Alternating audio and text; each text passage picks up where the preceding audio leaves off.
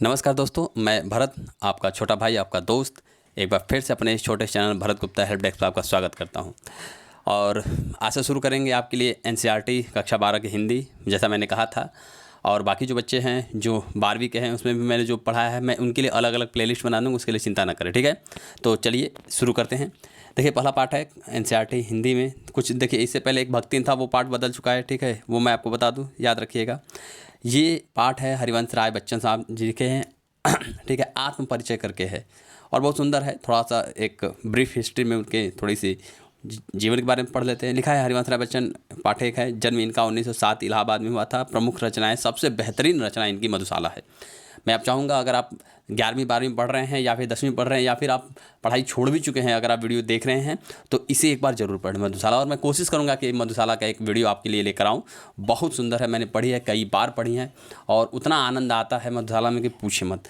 तो मधुशाला 1935, मधुबाला 1938 में, मधुकलश 1938 में, निशा निमंत्रण, एकांत संगीत, आकुल अंतर, मिलन, यामिनी, सतरंगिणी, ऐसे करके इत्यादि बहुत सारी हैं। इनका जो निधन हुआ था, देखिए इनका पूरा जो वांग्मय था बच्चन ग्रंथावली के नाम से है, 10 खंडों में प्रकाशित है। निधन 2003 में मुंबई में हो गया था। 1942 से लेकर 1952 तक ये विश्वविद्यालय में अध्यापक रहे। आकाशवाणी में भी साहित्यिक कार्यक्रमों के संबंध रहे। विदेश यात्रा, मंत्रालय में हिंदी विशेषज्ञ रहे। दोनों महायुद्धों के बीच मध्य वर्ग के विक्षुब्ध और विकल मन को बच्चन ने माड़ी का वरदान दिया था। इसी तरह और भी बहुत सारे हैं। मतलब ये अमिताभ बच्चन जी के पिताजी हैं, आप भी को भी पता होगा, ठीक है। तो कुछ ऐसा करके यहाँ जो उनकी कविता यहाँ पर लिखा हुआ है कि मैं अंडरलाइन कर देता हूँ। यहाँ उनकी कविता आत्मपरिचय तथा गीत संग्रह निशा निमंत्रण का एक गीत दिया हुआ है, ठीक है। इसका मतलब क्या है? इसका मतलब ये है कि यहाँ पे जो गीत जो ये आप पढ़ रहे हैं ना, हम लोग जो पढ़ेंगे, ये आत्मपरिचय तथा गीत संग्रह एक निशा निमंत्रण है, उसका एक अंश दिया हुआ है, ठीक है। इसमें उन्होंने बहुत बेहतरीन बात बताई है। तो ये सब चीज़ें इन्हें पढ़ने से आपको पता चलेगा कि जो उनका जो जीवन है, कैसे कैसे गुजरा, क्या क्या किया उन्होंने, ठीक है। तो चलिए शुरू करते हैं और आप इसके जीवन परिचय को भी पढ़ लीजिएगा, बहुत अच्छी चीज़ है। लिखा है यहाँ पर आत्मपरिचय, ठीक है। और बहुत बेहतरीन लिखते हैं कि देखिए, संदर्भ आप वैसे लिखेंगे। प्रस्तुत गद्यांश हमारी पाठ्यपुस्तक हिंदी के आरोह नामक पाठ, आरोह के आत्मपरिचय नामक पाठ से लिया गया है, जिसके रचयिता हरिवंश राय बच्चन जी है। और प्रसंग जो होगा, जैसे पद में पूछा जाएगा, वो जो बच्चे अगर यूपी बोर्ड के होंगे उनके लिए मैं बता रहा हूँ, और बाकी जो बच्चे सीबीएसई बोर्ड के उनमें प्रश्नोत्तर वगैरह आता है तो वो अपना प्रश्नोत्तर करेंगे। प्रश्नोत्तर भी मैं करवा दूँगा। यहाँ से शुरू होता है, लिखते हैं, और बहुत बेहतरीन कवि हैं। मैं ये मानता हूँ, बहुत ही शानदार व्यक्तित्व है इनका। लिखते हैं, मैं जगजीवन का भार लिए फिरता हूँ, फिर भी जीवन में प्यार लिए फिरता हूँ। अब इसे गा भी सकते हैं, जैसे कुमार विश्वास साहब ने गाया था, वैसे ही ये आप गा भी सकते हैं कि मैं जगजीवन का भार लिए फिरता हूँ। जगजीवन मतलब मैं अपने जीवन में ना बहुत सारे भार लिए फिरता हूँ। भार का मतलब होता है कि आपके ऊपर जिम्मेदारियाँ जो होती हैं उनको बता रहे हैं कि मैं जो जगजीवन है ना, इसका मैं भार लिए फिरता हूँ, फिर भी जीवन में प्यार लिए फिरता हूँ। मतलब जाहिर सी बात है, कोई व्यक्ति अगर बोझ लेकर चल रहा हो और उसे आप प्रेम से बात करेंगे, उसके सर पे बोझ है, उसे रोक लीजिए रास्ते में, उससे प्रेम से बात करिए, तो क्या वो प्रेम से बात करेगा? बड़ा मुश्किल है, क्योंकि उसको तो पहले ही दबाव से है, दुख झेल रहा है, तो वो तो दुख ही प्रकट करेगा। लेकिन ये कहते हैं कि मैं जीवन का जितना भी भार लिया हूँ, फिर रहा हूँ, लेकिन फिर भी मेरे जीवन में प्यार ही प्यार है। मैं जिससे मिलता हूँ उसे प्रेम से ही मिलता हूँ। ऐसा नहीं है कि जीवन मेरे भार है, तो कष्ट है, दुख है, तो मैं उसकी वजह से दूसरों को दुखित कर दूं जो हमारे मिले। इसीलिए कहते हैं, मैं जगजीवन का भार लिए फिरता हूँ। ये पूरे जीवन का मैं भार लेकर चल रहा हूँ, फिर भी अपने जीवन में प्यार लिए फिरता हूँ। कर दिया किसी ने झंकृत जिनको छूकर, मैं सांसों के 2 तार लिए फिरता हूँ। वाह! कहते हैं, जिनको किसी ने भी झंकृत करके, बड़ा सुंदर, मतलब समझिए कि आज जो रस आपको मिलेगा काव्य का, वो आपने जीवन में कभी अनुभव नहीं किया होगा। कहते, कर दिया किसी ने झंकृत मतलब होता है झनकार, छूकर। जो हमारे हृदय के जो तार है ना, उसको किसी ने छूकर, अपनी पत्नी को लेकर बोल रहे हैं कि उन्होंने छूकर, कोई व्यक्ति हृदय में आ जाता है, तार पसंद आ जाता है, तो वो अचानक से पूरे जीवन को बदलता है। जैसे वीणा के तार अगर छिड़ जाएं तो बहुत मधुर संगीत निकलते, ठीक उसी तरह इनके जीवन में कोई आया और उनको छू कर क्या कर दिया, झनकृत कर दिया, और वही जो सांसों के 2 तार हैं वही लेकर क्या करते हैं, ये फिरते हैं। फिर कहते हैं कि मैं स्नेह का पान किया करता हूँ, और मैं कभी न जग का ध्यान किया करता हूँ।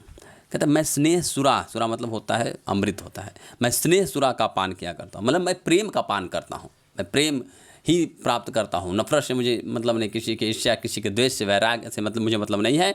मैं स्नेह का पान करता हूँ, पान मतलब पीना होता है। और मैं कभी न जग का ध्यान किया करता हूँ, और मैं संसार का ध्यान नहीं करता हूँ। संसार का तात्पर्य यह है कि मैं अपने मन मस्त रह कर रहता हूँ। मुझे अपने प्रेम में, लोगों को प्रेम बांटने में, संसार मुझे क्या कहेगा, किसी के प्रति क्या मैं कर रहा हूँ क्या नहीं कर रहा हूँ, मुझे संसार से ये मतलब नहीं है। लोग बातें करते करते रहे, मैं संसार से इस बात से मतलब नहीं है, तो मैं उनसे एकदम विक्षुप्त अलग अपने मनमस्त मनमौज में रहा करता हूँ। इसलिए मैं स्नेह का पान करता हूँ, यानी मेरे प्रेम ही प्रेम है। और जग पूछ रहा उनको जो जग की गाते हैं। आज जग में, आज संसार में उन्हीं की पूछिया है जो जग की गाते हैं, यानी जो दुनिया के बारे में करते हैं ना, लोग उन्हीं को पूछते हैं। जैसे आप कुछ दिन पहले सुने होंगे ना, कुछ लोग वायरल हो जाते हैं, जैसे यूट्यूब पे बहुत सारे वीडियो वायरल हो रहे हैं, जैसे इस समय कुछ बचपन का प्यार वायरल हो रहा है, सुने ही होंगे। तो कुछ ऐसा है, जग उनको पूछ रहा है। बाकी उसकी जगह देखें कि बहुत सारे हमारे इंटरनेशनल खिलाड़ी, स्वतंत्रता संग्राम सेनानी जो ऐसे ही किसी मतलब गुमनामी की ज़िंदगी जी रहे हैं, उनका कोई है ही नहीं, क्योंकि संसार में जो वायरल है भाई, वायरल है, सोशल मीडिया का ज़माना है। तो इसी तरह आप भी इस वीडियो को शेयर करिए, हमें भी वायरल करिए, और क्या। फिर कहते हैं कि जग पूछ रहा उनको, मतलब जग संसार उनको ही पूछ रहा है जो जग की गाते हैं, यानी जो जग में रह के संसार की गाते हैं, संसार की बातें करते हैं, संसार में उसी की पूछ है। लेकिन मैं क्या हूँ, मैं अपने मन का गान किया करता हूँ, मुझे संसार से मतलब नहीं। संसार मेरे में क्या सोचे क्या नहीं सोचे, मुझे संसार से इससे लेना देना नहीं है, क्योंकि मैं इनसे कोई मतलब रखता नहीं हूँ। क्योंकि संसार में उनकी पूछ है जो संसार की गाते हैं, यानी संसार के बारे में जो बातें करते हैं, अच्छी अच्छी महल है, अटारे हैं, घर हैं, गाड़ी है, बंगला है, सब कुछ है, या कहीं यहाँ पे कुछ अच्छे कार्य करें, वहाँ पे कुछ कर रहे हैं, तो संसार में उन्हीं की चर्चा है। लेकिन मुझे इससे लेना देना नहीं है, क्योंकि मैं अपने मन का गान करता हूँ, मेरे मन में जो आता है मैं वही गाता हूँ। मुझे संसार में क्या कहना है, जैसे कि मैं बता रहा हूँ, समझिएगा ध्यान से। जैसे कि अभी मान लीजिए 15 अगस्त है, तो 15 अगस्त पे लोग आते हैं, सब लोग आज़ादी के बारे में बोलते हैं कि आइए भाई आज़ादी के बारे में बोलिए, ये करिए वो करिए, कि देश का गुणगान करिए। लेकिन मेरा मन कहता है कि नहीं, देश में अभी भी आज़ादी उस स्तर की नहीं, तो मैं नहीं बोलूँगा। मुझे संसार से लेना देना नहीं है, मैं झूठी तारीफ किसी से करना पसंद नहीं करता। जो मेरे मन का होता है मैं वो करूँगा। जबकि संसार में लोग उसकी बातें मानते हैं जो झूठ बोलता है। झूठ बोलने का मतलब ये है कि किसी के व्यक्ति उसकी बड़ाई कर रहा है खूब, जबकि लाख वो बुरा व्यक्ति है, फिर भी कह रहा है अरे आप तो बहुत अच्छे हैं। तो इससे मतलब मुझे नहीं है, मैं अपने मन का गान करता हूँ। और कहते हैं कि मैं निज उर के उद्गार लिए फिरता हूँ। उर मतलब हृदय, निज मतलब अपने, मैं अपने हृदय के उद्गार को, उद्गार मतलब जो मन में भावनाएं होती हैं, उमंग होती है, मैं उसको लिए फिरता हूँ। मैं निज उर के उपहार लिए फिरता हूँ, और मैं अपने हृदय का जो उपहार है ना, मैं उस उपहार को लिए भी क्या करता हूँ, फिरता हूँ। फिर कहते हैं, है यह अपूर्ण संसार न मुझको भाता, मैं स्वप्नों का संसार लिए फिरता हूँ। मुझे ये जो अपूर्ण संसार है, अपूर्ण का मतलब इसमें कुछ भी पूर्ण नहीं है, कोई भी ऐसा नहीं जिसको, जैसे पूर्ण क्यों नहीं है, जो गरीब है वो अभाव में जी रहा है, जो अमीर है वो भी प्रभाव में जी रहा है, लेकिन उसको भी कुछ बात की कमी है, गरीब को भी कुछ बात की कमी है, इन संसार में कोई पूर्णता नहीं है। तो ये भौतिक संसार मुझे पूर्ण नहीं सुख देता है, और मुझे इसलिए मुझे संसार भाता नहीं है, यानी पसंद नहीं है, अच्छा नहीं लगता है, मनोरंजन नहीं देता है। जो आत्मिक सुख होता है वो मुझे इस संसार से नहीं मिलता है। इसलिए मैं क्या करता हूँ, मैं स्वप्नों का संसार लिए फिरता हूँ। मैं अपने सपने का खुद का संसार बनाता हूँ, उस संसार को लिए क्या करता हूँ, अपने साथ फिरता हूँ। मुझे इस संसार से लेना देना नहीं है। संसार क्या करता है मेरे बारे में, क्या नहीं कहता है, मुझे अच्छा कहता है, बुरा कहता है। मुझे लगता है कि ये संसार, जो लोग समझते हैं कि असली सुख भवन में, बिल्डिंग में, पैसे कमाने में, इज्जत, ये सब में, इसमें नहीं है। असली सुख आत्मसंतोष है। इसलिए मैं अपने सपनों का संसार, मेरा सपना जो है, मैं उस संसार को लेकर क्या करता हूँ, फिरता हूँ, घूमता हूँ। फिर कहते हैं, मैं जला हृदय में अग्निदाह करता हूँ। मेरा जो हृदय है ना, उसमें मेरी अग्नि हमेशा जलती रहती है, किसी न किसी के प्रति अग्नि। मतलब ये कि संसार में ये होना चाहिए, ये होना चाहिए नहीं, मैं अपने को और अच्छा बनाऊं, दूसरों के काम आऊं, ये मेरे हृदय में हमेशा, हृदय में क्या करती, एक अग्निदाह मतलब जलती है। और सुख दुख दोनों में मग्न रहा करता हूँ। सबको भाई सुख दुख तो लगा ही रहा, लेकिन मैं दोनों में क्या रहता हूँ, मग्न रहता हूँ। कभी दुख की आग हृदय में लग जाती है, तब भी मैं मुस्कुराता हूँ, हंसता हूँ। और कभी सुखी होता हूँ तो भाई सामान्य सा है, सभी लोग मुस्कुराते हैं। तो मैं सुख दुख दोनों में क्या करता हूँ, एकदम मग्न रहता हूँ, मुस्कुराता रहता हूँ। न दुख की मुझे चिंता होती है, न सुख की फिक्र होती है। मैं दोनों में एक समान भाव से क्या करता हूँ। जैसे वैरागी होते हैं, दुख आने पर भी विचलित नहीं होते, सुख आने पर भी विचलित नहीं होते, ठीक उसी तरह जो कि सामान्य मनुष्य होता है, सुख आने पर बहुत उन्माद होता है, उसके अंदर बड़ा खुशी होती है, और दुख आने पर फिर दहाड़े मार कर रोता है। तो ऐसा मेरे अंदर नहीं है। मैं सुख और दुख दोनों में एक समान भाव से रहता हूँ। कहते हैं, जग भव सागर तरने को नाव बनाए, जग भव सागर तरने को नाव बनाए, मैं भव मौजों पर मस्त बहा करता हूँ। वाह, बहुत शानदार कविता है। कहते हैं, जग भव सागर तरने को, मतलब ये संसार में जो लोग आते हैं ना, सब लोग इस भव सागर से तरने के लिए, साधु महात्मा आते हैं, कहते हैं भैया संसार से पूर्ण कमाइए, जाइए स्वर्ग में, मोक्ष प्राप्त करिए, ये करिए वो करिए, बहुत सारी चीज़ें होती है। यानी लोग पूरे जो भौतिक संसाधन होते हैं उसका इस्तेमाल करके, प्रयोग करके सोचते हैं भैया जीवन से मुक्त हुआ जाए और चले स्वर्ग का सुख भोगे, तो ये भोगे, ये नरक मोक्ष इत्यादि की बातें करते हैं। यानी इस संसार से तरने की बात करते हैं, उसके लिए वो नाव बनाते हैं, क्या कर्म रूपी नाव बनाते हैं, अच्छा कर्म करते हैं, इस डर के मारे कर्म करते हैं। लेकिन मुझे इससे नहीं लेना देना। मैं क्या करता हूँ, मैं भव मौजों पर मस्त बहा करता हूँ। ये जो संसार का मौज क्या है, लहर है। लहर का मतलब क्या हुआ, जैसे मान लीजिए विश्व एक समुद्र है, तो उसमें की जो लहर है ना, वो सुख दुख है। कोई ऐसा व्यक्ति नहीं है जिसके जीवन में हमेशा सुख हो, कोई ऐसा व्यक्ति नहीं जिसके जीवन में हमेशा दुख हो, दोनों चीज़ें आती रहती हैं। और इसमें मुझे ये नहीं है कि मैं उससे विचलित हो जाया करूँ, नहीं, उससे विचलित नहीं, मैं इसी सुख और दुख दोनों का मस्त बहता हूँ उसमें। सुख आता है तब भी खुश, दुख आता है तब भी खुश, जो हुआ प्रभु ने जो दिया उस सब में बराबर उनका आनंद लेता हूँ। दुख आए तब भी आनंद लेना चाहिए और सुख आए तब भी आनंद लेना चाहिए। सुख आए तो भाई अपने को पूछे, दुख आए तब भी देखे कि कौन आपके साथ खड़ा है, तब भी तो पता चलेगा। सुख आएगा तो हर कोई खड़ा हो जाएगा, दुख आएगा तो कौन साथ देता है, मुसीबत में कौन साथ देता है। इसके लिए मैं क्या होता हूँ, मस्त रहता हूँ। फिर कहते हैं कि मैं यौवन का उन्माद लिए फिरता हूँ, उन्मादों में अवसाद लिए फिरता हूँ। उन्माद मतलब होता है उमंग, जोश, कुछ कर गुजरने की शक्ति, दीवानापन कहते हैं उसे एक तरह। तो मैं यौवन का उन्माद लिए फिरता हूँ, मतलब मेरे अंदर जो युवा है ना, मेरे अंदर जो युवावस्था है, जो जवानी है, उसके अंदर कुछ कर गुजरने की एक रवानगी है, एक जुनून है, एक दीवानापन है, एक पागलपन है ना, उसको मैं अपने मन में, अपने हृदय में लेकर घूमता रहता हूँ। और उन्मादों में अवसाद लिए फिरता हूँ। अवसाद मतलब दुख होता है, और उस उन्माद में भी मेरा दुख है। दुख मतलब कुछ न करने का। जब कभी कभी आपके पास शक्ति होती है लेकिन आप किसी के प्रति कुछ नहीं कर पाते, तब तो दुख होता है कि नहीं। जैसे आप मान लीजिए जा रहे हैं रास्ते पर, आप देख रहे हैं कि कोई व्यक्ति है जिसका एक्सीडेंट हो गया है और आप बहुत दूर है और आपको जाना बड़ा ज़रूरी है और आप चाहकर भी कुछ नहीं कर पा रहे हैं। या मान लीजिए आपके पड़ोस में कोई व्यक्ति है जो अपनी पत्नी को बहुत बुरी तरह मार रहा है, लेकिन आप चाहकर भी कुछ नहीं कर पा रहे हैं। आपके अंदर पूरा इतना शक्ति है कि आप उसे बचा सकते हैं, लेकिन फिर भी भाई उनका व्यक्तिगत मैटर इस वजह से नहीं कर पा रहे हैं, तो इसका भी दुख होता है। तो वही कहते हैं कि मैं यौवन का उन्माद लिए फिरता हूँ, मेरे अंदर कुछ कर गुजरने का जुनून है, जज्बा है, उसको लेकर फिरता हूँ। मेरे अंदर युवा वर्ग का शक्ति है, और लेकिन उन उन्मादों का भी अवसाद है, मुझे उसके उन उन्मादों का भी कुछ दुख है, उस अवसादों का मैं लेकर फिरता हूँ। और फिर कहते हैं जो मुझको बाहर हंसा रुलाती भीतर। ये जो उन्माद है ना, मुझे बाहर से क्या करती है, हंसाती है, और भीतर भीतर क्या करती है, रुलाती है। देखिए बहुत बड़ी बात कह रहे हैं कभी कि अगर दुख होता है तो वो मेरे भीतर होता है, मैं उसको बाहर नहीं प्रकट करता हूँ। किसी व्यक्ति को मैं अपनी तरफ से दुखी नहीं करना चाहता, मैं लाख दुख में दबा रहा हूँ, लेकिन मैं किसी व्यक्ति को अपनी तरफ दुखी करना नहीं चाहता। फिर कहते हैं मैं हाय किसी को याद लिए फिरता हूँ, मैं हाय किसी की याद लिए फिरता हूँ। क्यों मैं मस्त मगन होता हूँ, अंदर किसी न किसी की क्या करती है, याद आती रहती है, और मैं उसी याद को लेकर क्या करता हूँ, आगे बढ़ता हूँ, फिरता हूँ। फिर कहते हैं कि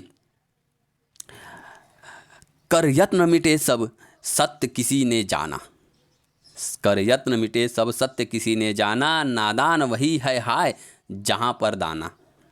समझिएगा ध्यान से, कर यत्न, इतना प्रयत्न हमें करना चाहिए कि मिटे सब सत्य किसी ने जाना, सबको सत्य को पता चले। हमें ऐसा प्रयास करना चाहिए कि सभी को क्या करें, सबके दुख दर्द मिट जाएं और सबको सत्य का पता चले। और नादान वही है हाय जहाँ पर दाना, मतलब इस जहाँ में जो दाने के लिए, केवल भोजन के लिए है, भोजन ही जिसके लिए सब कुछ है, वो क्या है, नादान है, बहुत बहुत मूर्ख व्यक्ति है वो। हमें दूसरे के कार्य आना चाहिए, परोपकारी होना चाहिए। फिर कहते हैं फिर मूढ़ न क्या जग जो इस पर भी सीखे, और मूर्ख है यह जग जो इस पर भी न सीखे। अर्थात क्योंकि देखिए जीवन में हर कोई जन्म लेता है और भोजन अपने बनाते बनाते हर कोई मृत्यु को प्राप्त हो जाता है, लेकिन किसी का कोई साथ लेकर जाता नहीं है।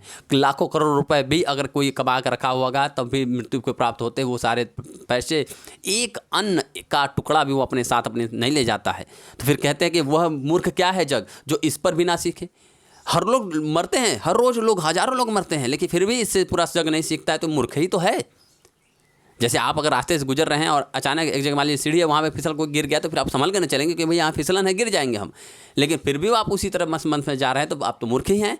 वही बता रहे हैं और कहते हैं कि मैं सीख रहा हूँ सीखा ज्ञान भुलाना, जो मैंने अनुभव से जो सीखा है ना, इस ज्ञान को मैं भुलाना सीख रहा हूँ, जो संसार मुझे सिखा रहा है, मैं उसको क्या कर रहा हूँ, भुलाना सीख रहा हूँ। और कहते हैं मैं और जग और कहाँ का नाता, अब अपने को वैरागी बताएंगे। बहुत सुंदर शानदार कविता वाले हैं हरिवंश राय बच्चन जी, जब भाई आपको मौका मिले इनसे ज़रूर सीखिए और पढ़िए एकदम।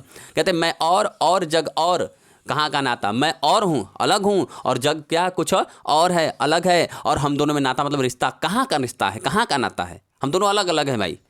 क्यों? क्योंकि संसार में सभी लोग भौतिक वस्तुओं से सुख प्राप्त करते हैं और मुझे आत्मिक सुख प्राप्त होता है। मुझे भौतिक वस्तुओं से लेना देना नहीं। संसार में क्या होता है क्या नहीं होता, संसार मेरे बारे में क्या बात करता है क्या नहीं करता, मुझे उससे मतलब नहीं है, तो नाता हमसे क्या हुआ।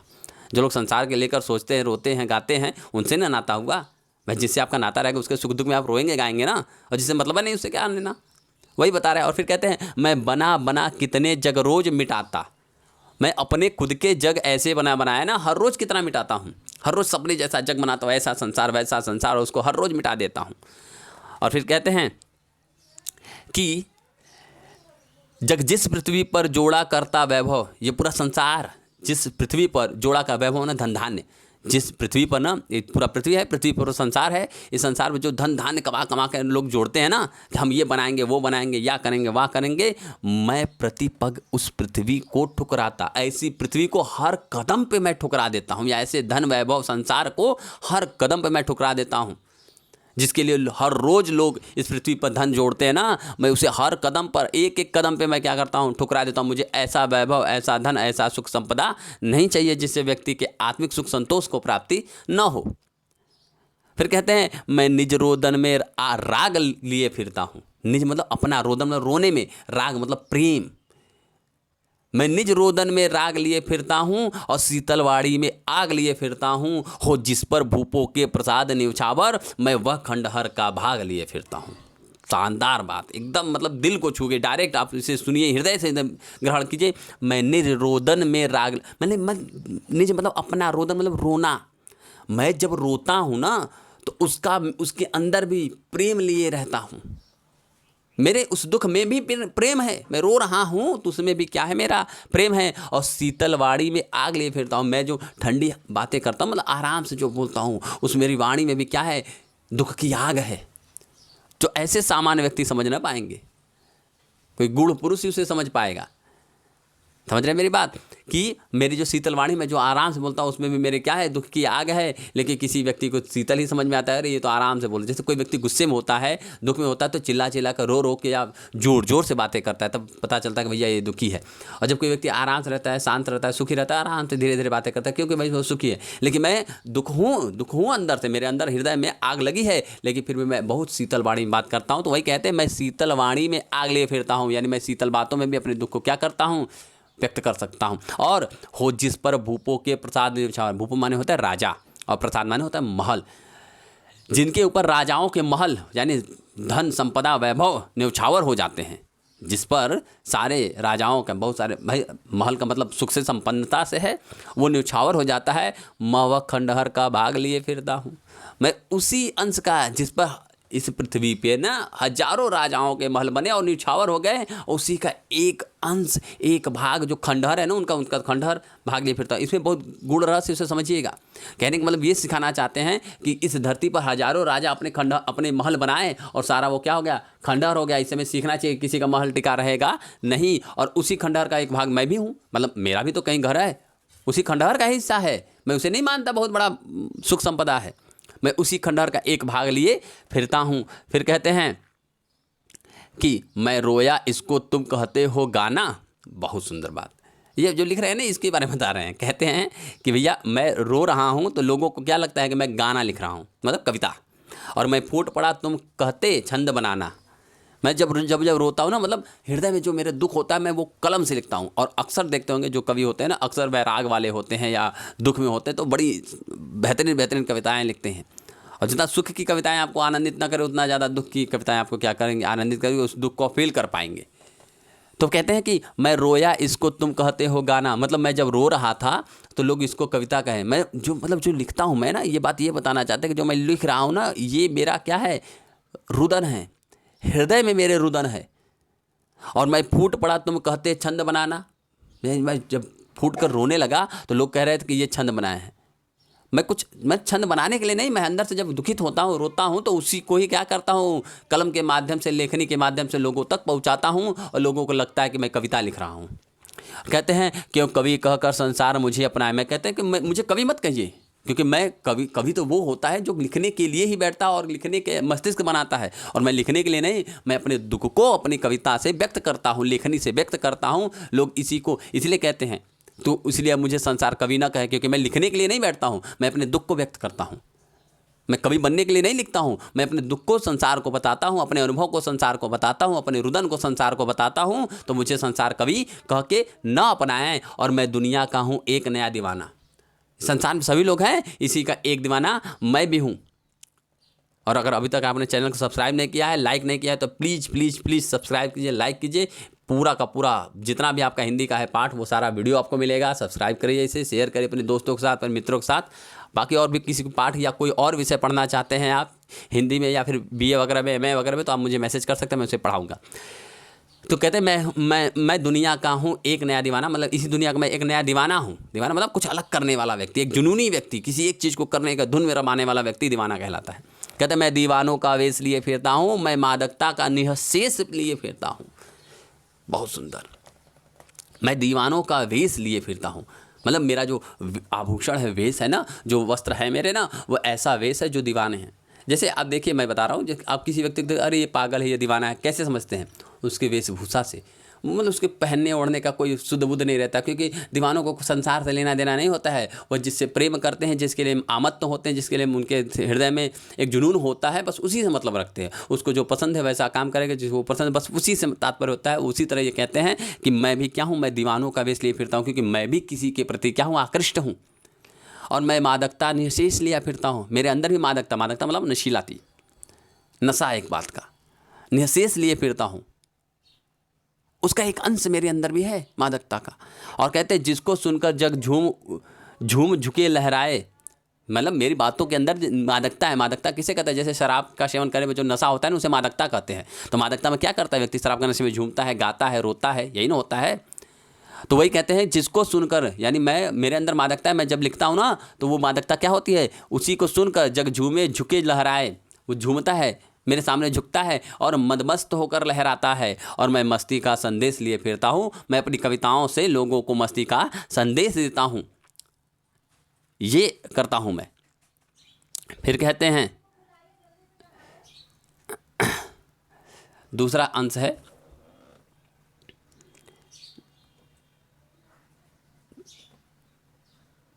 चलिए आज के लिए इतना ही रखते हैं, क्योंकि ये दूसरे पार्ट में बताएंगे। दिन जल्दी जल्दी ढलता है, ठीक है। और आप वीडियो को शेयर कीजिए, सब्सक्राइब कीजिए, सपोर्ट बनाए रखिए। तब तक के लिए जय हिंद।